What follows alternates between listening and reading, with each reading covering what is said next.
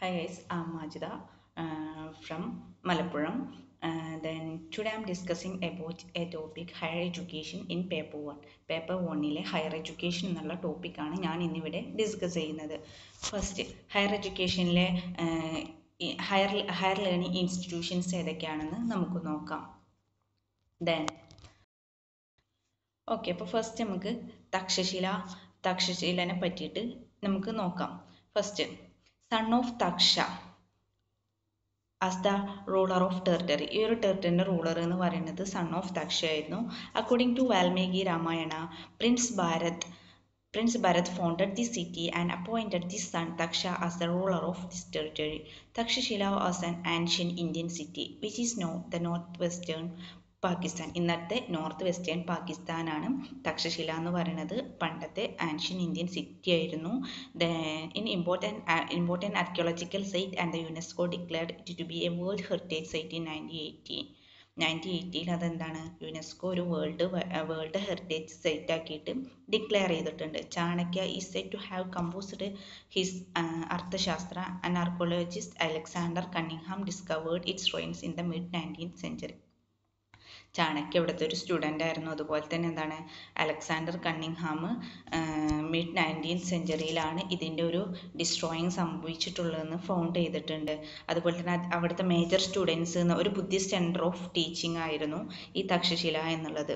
അപ്പോൾ ചാണക്യ, പാണിനി, ചരക, വിഷ്ണു ശർമ്മ, ജീവകൊക്കെ ആയിരുന്നു ഇവിടുത്തെ മെയിൻ സ്റ്റുഡൻസ് എന്ന് പറയുന്നത്. This is the world's oldest university ആയിരുന്നു തക്ഷശില എന്ന് പറയുന്നത്.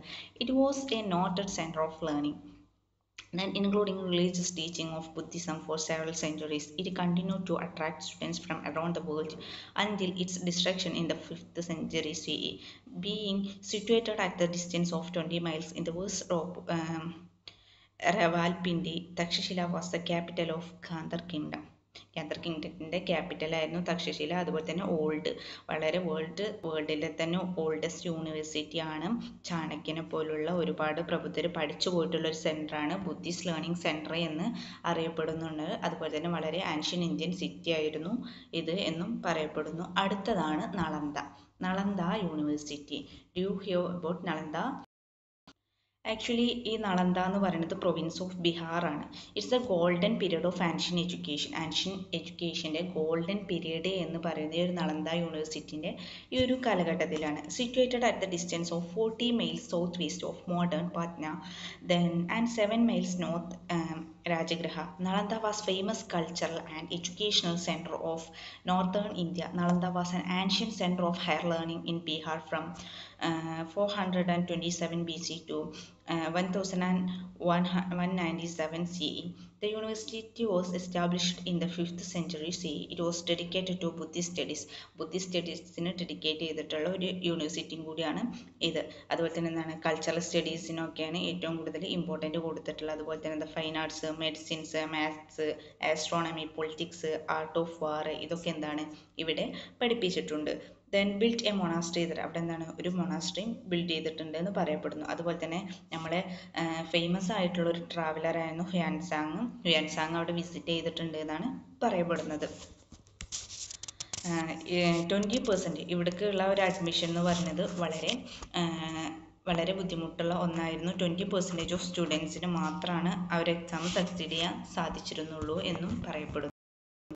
അടുത്തൊരു ആൻഷ്യൻ ഹയർ ലേണിംഗ് എഡ്യൂക്കേഷൻ ഇൻസ്റ്റിറ്റ്യൂഷനാണ് വലബി എന്ന് പറയുന്നത്. Valabhi it was famous for the specialised study in Hinayana ബുദ്ധിസത്തിൽ ഏറ്റവും കൂടുതൽ സ്പെഷ്യലൈസ് ചെയ്യപ്പെട്ടിട്ടുള്ള ഒരു യൂണിവേഴ്സിറ്റിയാണ് വലബി എന്ന് പറയുന്നത്. And the Valabhi is the capital city of the Maitraka kings between the 475 and 775. Maitraka കിങ്സിൻ്റെ ആ ഒരു കാലഘട്ടത്തിലാണ് ആ കാലഘട്ടത്തിൽ ഒരു ക്യാപിറ്റൽ സിറ്റി ആയിരുന്നു വലബി എന്ന് പറയുന്നത്. It can actually B regarded as the arrival of Nalanda in fame and educational importance. Xuanzang and the Aitsings too had found Vallabhi in the western side of India as glorious as Nalanda, and students from every part of India would flock there for education. This university was known for its training in secular subjects and had students from all over the owing to its high quality of education, graduates of this university were generally offered higher posts. അതുപോലെ തന്നെ എന്താണ് വളരെ higher ക്വാളിറ്റിയുള്ള education provide ചെയ്തത് ഈ ഒരു വലബിയിലായിരുന്നു. നളന്ദനെ വെല്ലുന്ന തരത്തിലുള്ള അത്രയും എഡ്യൂക്കേഷനും കാര്യങ്ങളായിരുന്നു ഈ ഒരു വലബിയിൽ സെക്യുലർ എഡ്യൂക്കേഷനെ പ്രൊമോട്ട് ചെയ്തിട്ടുണ്ട്. അതുപോലെ തന്നെ എന്താണ് ഹൈ പോസ്റ്റ്, ഈ ഒരു വലബിയിൽ പഠിച്ചിട്ടുള്ള ആൾക്കാർക്ക് നല്ല ഹൈ പോസ്റ്റ് ആയിരുന്നു ലഭിച്ചിട്ടുണ്ടായിരുന്നത്. Then we can move to another university, that is Mithila. Mithila എന്ന് പറയുന്നത് ഏതാണ്ട് ഉപനിഷാദിക് ഏജിൽ ആ ഒരു ടൈമിലാണ് ഈ ഒരു മിഥില വന്നിട്ടുള്ളത്. In the Upanishad age Mithila become a prominent seat of Brahmanical system of educations. It was named as Videha. അത് അന്നത്തെ ആ ഒരു ഉപനിഷാദിക് ഏജിലാണ് ഒരു ബ്രാഹ്മണിക്കൽ സിസ്റ്റം ഓഫ് എഡ്യൂക്കേഷൻ ആണ് അവിടെ ഉണ്ടായിരുന്നത്. ആ സമയത്ത് ഈ ഒരു മിഥില അറിയപ്പെട്ടിരുന്നത് വിദേഹ എന്നുള്ള പേരിലായിരുന്നു. Raja Janak used to hold religious conference wherein learned rishis and pandits took part in religious discussions from 12th century to 15th century. Mithila had been important center of learning and culture, and besides literature and fine arts, scientific subjects were also taught there. There was a Nyaya Shastra.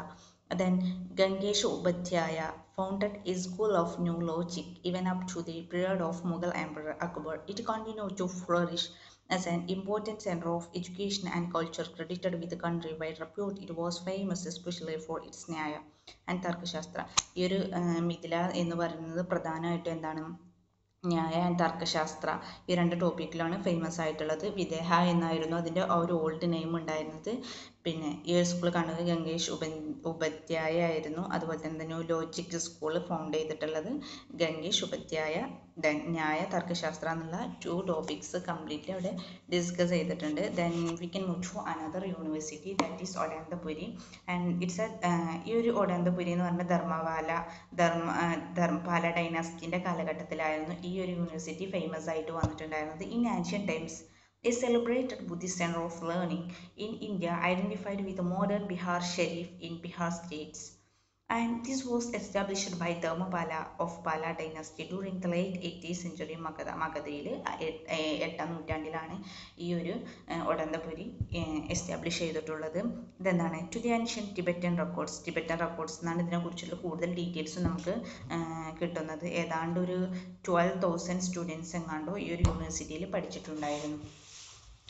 Then ഈ ഒരു university destroy ചെയ്യപ്പെട്ടിട്ടുള്ളത് by Bakhtiyar ഖിൽജിയാണ് ഈ ഒരു university destroy ചെയ്യപ്പെട്ടിട്ടുള്ളത് എന്ന് പറയപ്പെടുന്നു. Then we can move to another institutions named Somapura. ഈ സോമപുര എന്നും ഓർണമെന്റൽ ടെറാക്കോട്ട എന്നുള്ളൊരു പേരിൽ, ഓർണമെന്റൽ ടെറാക്കോട്ട എന്ന് അവർ നെയിം കേട്ടാൽ നമുക്ക് ആദ്യം ഓർമ്മ വരേണ്ടത് സോമപുരയായിരുന്നു. Then Somapura it's a ornamental terracotta. അതിൻ്റെ ഒരു ആർക്കിടെക്ചറിനെയാണ് ആ ഒരു ornamental terracotta. Okay, this was established by Dharmapala of Pala dynasty during the late 8th century in Bengal. ബംഗാളിലെ 8th സെഞ്ചുറിയിൽ പാല ഡൈനസ്റ്റിയിലെ കിങ് ധർമ്മപാലയാണ് ഈ യൂണിവേഴ്സിറ്റിയും എസ്റ്റാബ്ലിഷ് ചെയ്തിട്ടുള്ളത്. University spread over 27 acres of land, of which the main complex was one of the largest of its kind. It was a major center of learning for Buddhism and Jainism, Hinduism. Ornamental terracotta on its outer walls depicts the influence of these 3 traditions. അങ്ങനെ എന്താണ് ഇതിൽ പ്രധാനമായിട്ടും centre of learning for ബുദ്ധിസത്തിൻ്റെയും ജൈനിസത്തിൻ്റെയും ഹിന്ദുയിസത്തിൻ്റെ ഒക്കെ എന്താണ് ഒരു ലേണിംഗ് സെൻറ്ററും കൂടിയായിരുന്നു Somapura. Then we can move to another university, that's Jagaddala. It's preference to study Vajrayana ബുദ്ധിസത്തിനെയാണ് കൂടുതൽ പ്രിഫർ ചെയ്യുന്നത് ജഗതല. നമ്മൾ ഓൾറെഡി പറഞ്ഞു വലബി ഹീനയാന ബുദ്ധിസത്തിനാണ്. അതുപോലെ തന്നെ എന്താണ് ജഗതല വജ്രയാന ബുദ്ധിസത്തിനെയാണ് കൂടുതലും എന്ത് ചെയ്യുന്നത് പ്രിഫർ ചെയ്യുന്നത്. Then Jagaddala was the Buddhist monastery and seat of study in Varendra near to north Bengal, Bangladesh. It was founded by king Ramapala of the Pala dynasty. ഇതും ഫൗണ്ട് ചെയ്തിരിക്കുന്നത് ആരാണ്? കിങ് രാമപാലയാണ് പാല ഡൈനസ്റ്റിയിൽ. It considered one of the important ancient universities in India. At Jagadala University, a large number of Tibetan sacred texts were written or translated. A large number of Tibetan sacred texts translate ചെയ്തിട്ടുണ്ട് ഈ ഒരു യൂണിവേഴ്സിറ്റിയിൽ നിന്ന്. Then ഇവിടുത്തെ പ്രധാനപ്പെട്ട വിഭൂതി famous Buddhist scholars ആരൊക്കെയെന്ന് വെച്ച് കഴിഞ്ഞാൽ വിഭൂതി Chandra, ധനശില, മോക്ഷഘാര Gupta, സുബഘാര Gupta എന്നിവരൊക്കെയാണ്. Then five famous Mahaviharas stood out at the time according to Tibetan source: Vikramshila, Nalanda, Somapura, Anandapura, and the Jagatara. Then we can move to Vikramshila. Vikramshila യൂണിവേഴ്സിറ്റിയും ഫേമസ് ആയിട്ടുള്ള ഒരു university തന്നെയാണ്. It's a largest Buddhist university. എന്താണ്, വളരെ largest Buddhist യൂണിവേഴ്സിറ്റിയാണ് അത്. Okay, it's a largest Buddhist university. 100 teacher 1000 സ്റ്റുഡൻസും include ചെയ്തിട്ടുള്ള ഒരു യൂണിവേഴ്സിറ്റിയും കൂടിയായിരുന്നു. ധർമ്മപാലയായിരുന്നു ഇതും എസ്റ്റാബ്ലിഷ് ചെയ്തിട്ടുള്ള. അതിലെ സബ്ജക്ട്സ് ഏതൊക്കെ, പ്രധാനമായിട്ട് ഇതിൽ പഠിപ്പിച്ച സബ്ജക്ട്സ് ഏതൊക്കെയാണെന്ന് നോക്കാം. The subjects like philosophy, grammar, metaphysics and Indian logic. ഈ സബ്ജക്ട്സ് ഒക്കെ എന്താണ്, വിക്രംശില യൂണിവേഴ്സിറ്റിയിൽ ഇതെല്ലാം പഠിപ്പിച്ചിട്ടുണ്ട്. ദെൻ ഇതും ഭഗൽപൂർ ഡിസ്ട്രിക്റ്റിൽ, ബീഹാറിൽ തന്നെ ഭഗൽപൂർ ഡിസ്ട്രിക്റ്റിലാണ് ഇത് ലൊക്കേറ്റ് ചെയ്യുന്നത്. ദെൻ ധർമ്മപാലയാണ് ഫൗണ്ട് ചെയ്തത് എന്ന് പറഞ്ഞു. അതുപോലെ തന്നെ എന്താണ്, ഇനി അടുത്ത യൂണിവേഴ്സിറ്റി ഏതാണെന്ന് നോക്കുക. That's was Pushpagiri. 3rd century AD ഏതാണ്ട് ഈ പുഷ്പഗിരി വന്നിട്ടുള്ളത്. Pushpagiri was an ancient Buddhist monastery. ഇതൊരു ആൻഷ്യൻ ബുദ്ധിസ്റ്റ് മൊണാസ്ട്രി ആണ്. Situated at top Langudi hill. Langudi hill ഒഡീഷയിലെ ജാജ്പൂർ ഡിസ്ട്രിക്റ്റിലെ ലാംഗുഡി ഹിൽസിലാണ് ഇത് ലൊക്കേറ്റ് ചെയ്യുന്നത്. Pushpagiri is referenced in the writing of the Chinese traveller Hiuen Tsang. ഇതെന്താണ്, പുഷ്പഗിരി എന്താണ്, ഹ്യാൻസാങ്ങിന്റെ റൈറ്റിംഗിൽ റെഫർ ചെയ്തിട്ടുള്ള ഒന്നും കൂടിയാണ്. ഹ്യാൻസാങ് അദ്ദേഹത്തിന്റെ ആ ഒരു ബുക്കിന് കൊടുത്തൊരു നെയിം എന്താണെന്ന് അറിയോ? പുഷ്പഗിരി മഹാവിഹാര എന്നുള്ളൊരു നെയിമിലാണ് അദ്ദേഹം ആ ബുക്ക് പബ്ലിഷ് ചെയ്തിട്ടുള്ളത്. It was not a discovered until 1995. 1995 വരെ ആക്ച്വലി ഇതെന്താണ്, ഫൗണ്ട് ചെയ്യപ്പെട്ടിട്ടുണ്ടായിരുന്നില്ല. ദെൻ ഇനി നമുക്ക് അടുത്ത ടോപ്പിക്കിലോട്ട് പോവാം. Evolution of higher learning and research in India എന്നുള്ള ഒരു topic. Education in pre independent ഇന്ത്യയിലെ എഡ്യൂക്കേഷൻ എങ്ങനെയായിരുന്നു എന്നാണ് നമ്മൾ ആദ്യം ഡിസ്കസ് ചെയ്യാൻ പോകുന്നത്. ഈ ഒരു എഡ്യൂക്കേഷൻ ഡെവലപ്മെൻറ്റിന് വേണ്ടിയിട്ട് കുറേ കമ്മിറ്റീസും കമ്മീഷനും ഒക്കെ നിലവിൽ വന്നിട്ടുണ്ട്. അങ്ങനെ നമുക്ക് ഓരോ കമ്മിറ്റീസും ഏതൊക്കെയാണെന്ന് നോക്കാം. ഫസ്റ്റ് നമുക്ക് charter act in 1838. The Charter Act was renewed every 20 years in the British Parliament. When it came for renewal at the year 1830, it directed Committee to sanction 1 lakh rupees annually for promoting knowledge of modern science and encouraging the young Indians. എല്ലാ വർഷത്തിലും ഇതെന്താണ്, 20 വർഷം കൂടുമ്പോഴും every 20 ഇയറിൽ ഇതെന്താണ്, renew ചെയ്യപ്പെടുന്നുണ്ട്. അതുപോലെ തന്നെ എന്താണ്, 1 lakh rupees annually knowledge education promote ചെയ്യാൻ വേണ്ടിയിട്ട് 1 lakh rupees ആനുവലി അതിന് വേണ്ടിയിട്ട് ചിലവാക്കുന്നുണ്ട്. ഇതിനൊക്കെ നോളേജ് ഓഫ് മോഡേൺ സയൻസും എൻകറേജിങ് ദ യങ് ഇന്ത്യൻസ്, ഇതിന് വേണ്ടിയിട്ടാണ് അവർ 1 lakh rupees പ്രൊവൈഡ് ചെയ്യുന്നത്. ദെൻ അടുത്തതാണ് Macaulay's means in 1835. Year important ആണ്. And Thomas Babington's Macaulay was appointed as the law member of the governor general William Benedict's executive council. അങ്ങനെ Babington മൊക്കാളെയാണ്, അദ്ദേഹത്തിൻ്റെ അണ്ടറിലാണ് ഈ ഒരു മൊക്കാളെ മീൻസ് വരുന്നത്.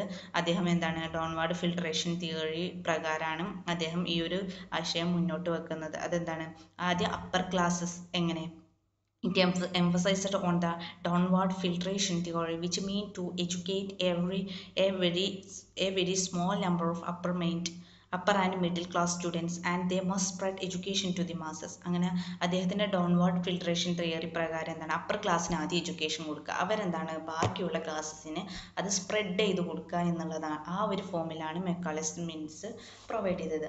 അടുത്ത ഒന്നാണ് പ്രധാനമായിട്ട് വുഡ്സ് ഡിസ്പാച്ച്. അതെന്താണ്, 1854 വുഡ്സ് ഡിസ്പാച്ച് വന്നത്. It also called the Magna Carta. അതിന് മറ്റൊരു പേരാണ് മാഗ്ന കാർട്ട എന്നുള്ളത്. Magna Carta of English education in India. It asked the British government to take up the responsibility of education of Indian masses. ഇന്ത്യയുടെ complete education responsibility British ഗവൺമെൻറ്റിനോട് ഏറ്റെടുക്കാൻ പറഞ്ഞുകൊണ്ടുള്ള ഒരു ഇതാണ്.